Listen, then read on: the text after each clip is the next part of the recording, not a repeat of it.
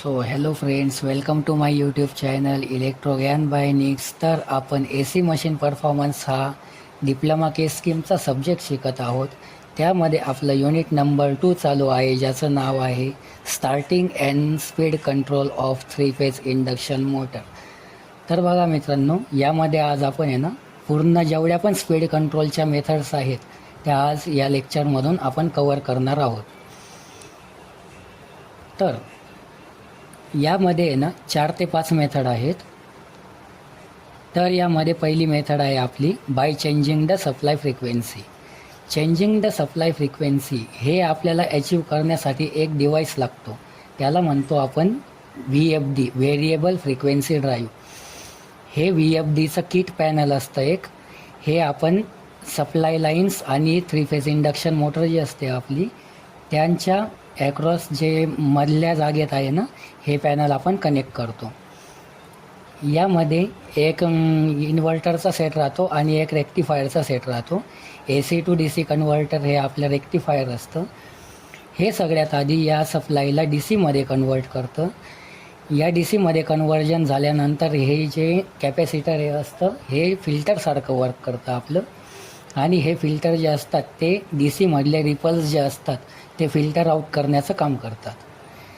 त्यानंतर परत जे हे असतं आपलं इन्व्हर्टर ते DCला परत ACमध्ये कन्वर्ट करतं. तर हा एक VFDचा सेट असतो. आणि इथे सप्लाय फ्रिक्वेन्सी 50 हर्ट्ज जरी असली तरी इथून आपलं परत ACमध्ये कन्वर्जन झाल्यानंतर आपल्याला रिक्वायर्ड असेल तशीच फ्रिक्वेन्सी आपल्याला इथे ॲडजस्ट करता येते. तर याचा मेनली कन्सेप्ट काय आहे, हा एक पूर्ण कन्सेप्ट जो आहे तो आपल्या एका फॉर्म्युल्यावरून बनलेला आहे. आपला सिंक्रोनस स्पीडचा फॉर्म्युला असतो NS = 120F/P, राईट. तर NS = 120F/P या फॉर्म्युलामधून आपल्याला लक्षात काय येतं की आपला जो सिंक्रोनस स्पीड असतो मोटरचा तो फ्रिक्वेन्सीला डायरेक्टली प्रपोर्शनल असतो.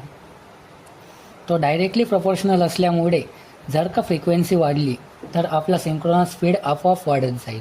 आणि सिंक्रोनस स्पीड वाढला म्हणजे आपला ॲक्च्युअल स्पीड त्याप्रमाणे वाढेल. आणि जर फ्रिक्वेन्सी कमी केली तर सिंक्रोनस स्पीड पण कमी होईल आणि त्या प्रपोर्शनलमध्ये आपला ॲक्च्युअल स्पीड जो आहे मोटरचा तोही कमी होईल. तर ही आहे एक बेसिक कन्सेप्ट आपली. तर याचं रिटर्न फॉर्मॅटमध्ये एक्सप्लेनेशन कसं लिहायचं पेपरमध्ये क्वेश्चन आल्यावर ते आता मी तुम्हाला सांगतो. फर्स्ट पॉईंट आहे आपला.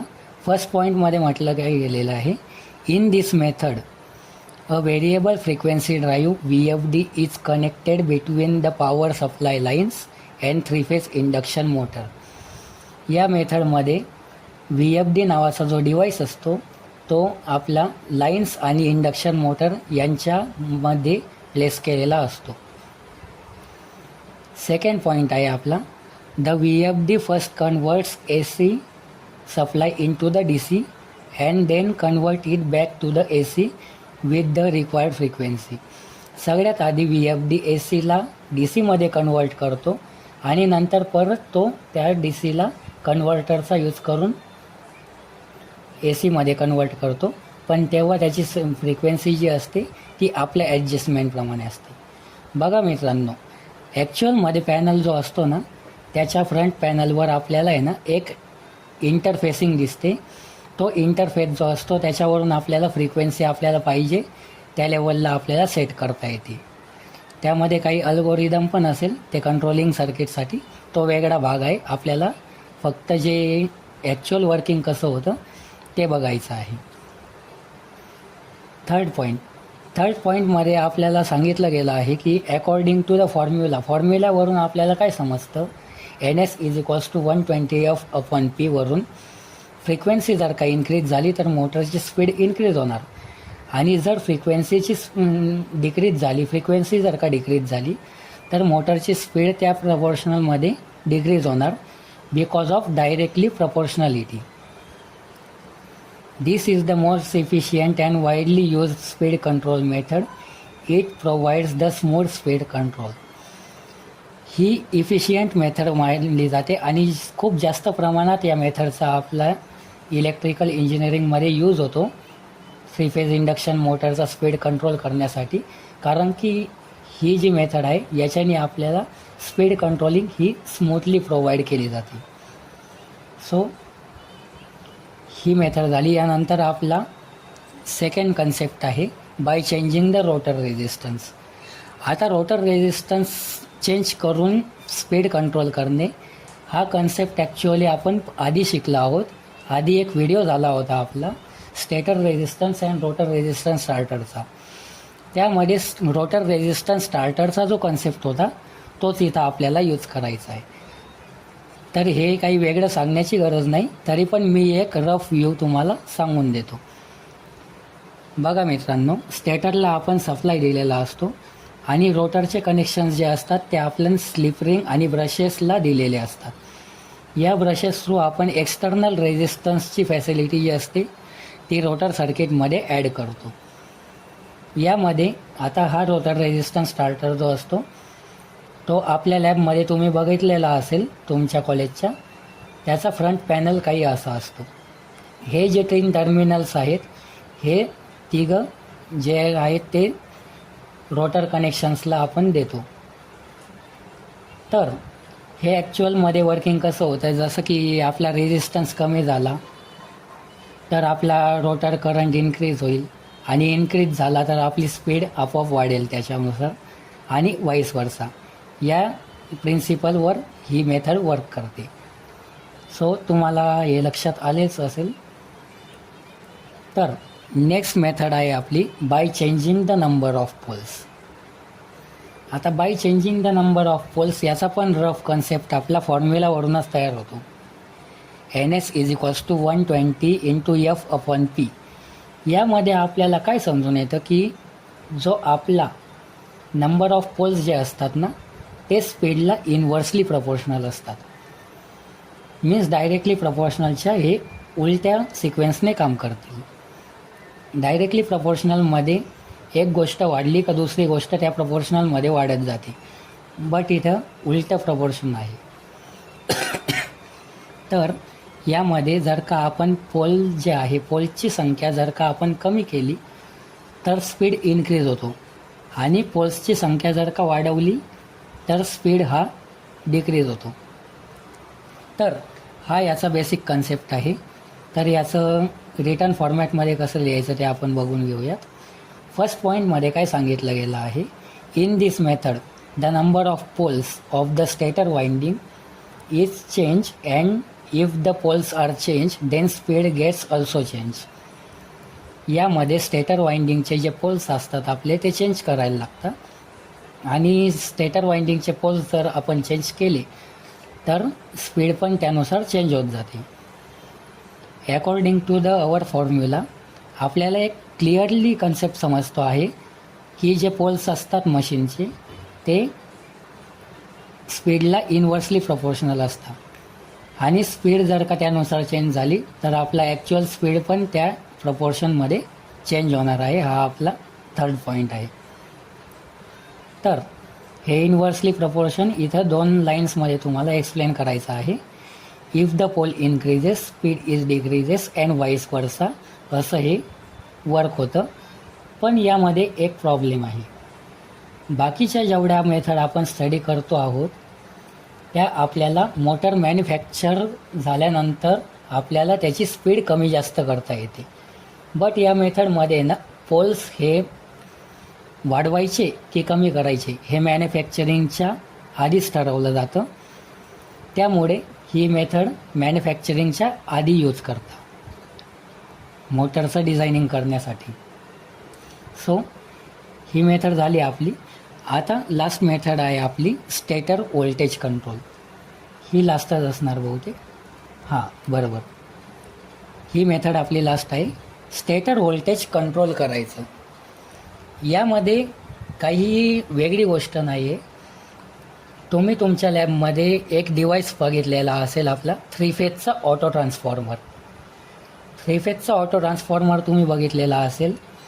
त्यामध्ये तुमचे टीचर्स किंवा जे टेक्निकल असिस्टंट असतात तुमचे ते काय करता तुम्हाला प्रॅक्टिकल समजवताना, मोटरच्या कनेक्शन्समध्ये हा ऑटो ट्रान्सफॉर्मर ॲड केला जातो, बरोबर. आणि हा ऑटो ट्रान्सफॉर्मर ॲड केल्यानंतर ते त्या ऑटो ट्रान्सफॉर्मरचा नॉब असा रोटेट करता आणि नॉब जसा ते रोटेट करत जाता तशी स्पीड तुमची वाढत जाते मोटरची. तर हा कन्सेप्ट जो आहे तो ऑटो ट्रान्सफॉर्मरचा आहे. सिम्पली तो वर्क कसा करतो ते आपण बघूयात. जर का आपलं व्होल्टेज इन्क्रीज झालं तर आपले फ्लक्सेस जे आहे ते पण इन्क्रीज होता. फ्लक्सेस इन्क्रीज झाल्यानंतर मोटरचा टॉर्क डेव्हलप होतो, तो हाय होतो, इन्क्रीज होतो. आणि टॉर्क डेव्हलप झाल्यानंतर स्पीड पण असते, ती इन्क्रीज होते. म्हणजे सगळं डायरेक्टली प्रपोर्शनल रिलेशन आहे इथं. आणि तसंच इथं व्हाईस वर्सामध्ये वर्क होईल. व्होल्टेज जर का कमी झालं तर फ्लक्सेस कमी होतात, फ्लक्सेस कमी झाले तर टॉर्क कमी होतो आणि टॉर्क कमी झाला तर आपला स्पीड कमी होतो. बट हे ऑटो ट्रान्सफॉर्मर तुम्ही फिरवताना बघितलं आहे, पण हे ॲक्च्युअली मधून वर्क कसं करतं ते आपण यामध्ये समजून घेऊयात. सो एक्सप्लेनेशनमध्ये काय सांगितलं गेलं आहे, in this method the supply voltage is change by using 3 phase auto transformer. यामध्ये जे सप्लाय व्होल्टेज आहे ते 3 फेज ऑटो ट्रान्सफॉर्मरचा यूज करून आपलं चेंज केलं जातं. सेकंड पॉईंट आहे आपला, an auto transformer has a single winding with different tap points. By changing the tap position the number of effective winding turns are change. Auto ट्रान्सफॉर्मरमध्ये तुम्हाला शिकवलं जाईल की त्यामध्ये एक असतं, एक आपली सेकंडरी वाइंडिंग, जी प्रायमरी वाइंडिंग आणि सेकंडरी वाइंडिंग असते, ती एकाच वाइंडिंगमध्ये बिल्डअप केलेली असते, म्हणजे सिंगल वाइंडिंग असते. आणि ॲज अ सेकंडरी त्याच्यात टॅपिंग्सचे पॉईंट्स प्रोव्हाइड केलेले असतात. जशी आपण ती ऑटो ट्रान्सफॉर्मरच्या नॉबची पोझिशन चेंज करतो तसे टॅप चेंज होत जातात आणि त्यानुसार वाइंडिंगचे टर्न्स जे असतात ते कमी जास्त होतात. आणि या प्रिन्सिपलवर आपला ऑटो ट्रान्सफॉर्मर हा वर्क करत असतो. जेव्हा नंबर ऑफ टर्न्स जे असतात आपले ते इन्क्रीज झाले तेव्हा आउटपुट व्होल्टेज हे इन्क्रीज होतं आणि जेव्हा टर्न्स डिक्रीज झाले तर आपले जे आउटपुट व्होल्टेज असतं ते डिक्रीज होतं. व्हेरिएबल व्होल्टेज जो असतो तो इंडक्शन मोटरला सप्लाय केला जातो. तर यामध्ये ॲक्च्युअली हे होतं कसं ते आपण बघूयात. हायली सप्लाय व्होल्टेज जर का प्रोड्यूस झालं तर त्यामध्ये स्ट्रॉंग मॅग्नेटिक फील्ड डेव्हलप होते. फ्लक्सेस जे असतात ते स्ट्रॉंग डेव्हलप होतात आणि फ्लक्सेस जर का स्ट्रॉंगली डेव्हलप झाले तर आपल्या मशीनचा जो टॉर्क असतो तो हाय जनरेट होतो. हाय टॉर्क जनरेट झाल्यामुळे जी आपली स्पीड असते ती हाय असते. आणि लोअर सप्लाय व्होल्टेज दिल्यानंतर वीकर मॅग्नेटिक फ्लक्स जनरेट होता, डेव्हलप होता आणि त्यामुळे मोटरचा जो टॉर्क असतो तो पण लो होतो. आणि टॉर्क जर का लो झाला तर स्पीड पण डिक्रीज होते. तर या पद्धतीने आपलं ऑटो ट्रान्सफॉर्मरचा यूज करून सप्लाय व्होल्टेज किंवा स्टेटरचं व्होल्टेज कसं कंट्रोल करतात ही मेथड आपली इथे फिनिश झालेली आहे. तर विद्यार्थी मित्रांनो, हा जो आपला पोर्शन होता सेकंड युनिटचा, ज्याचं नाव होतं की आपलं speed control and starting and speed control of 3 phase induction motor, हा चॅप्टर आपला या ठिकाणी एंड झालेला आहे. आपण नेक्स्ट लेक्चरमध्ये पुढचा चॅप्टर स्टार्ट करणार आहोत. So thank you friends for watching the video. And तुम्हाला जर का नोटिफिकेशन्स टाईम टू टाईम पडाव्यात आपल्या व्हिडिओच्या हे वाटत असेल तर आपल्या चॅनलला सबस्क्राईब करून ठेवा आणि तुमच्या मित्रांपर्यंत हा व्हिडिओ शेअर करा, जेणेकरून तुमच्या जशा कन्सेप्ट क्लिअर होत आहेत तशा तुमच्या मित्रांच्याही होतील. थँक्यू.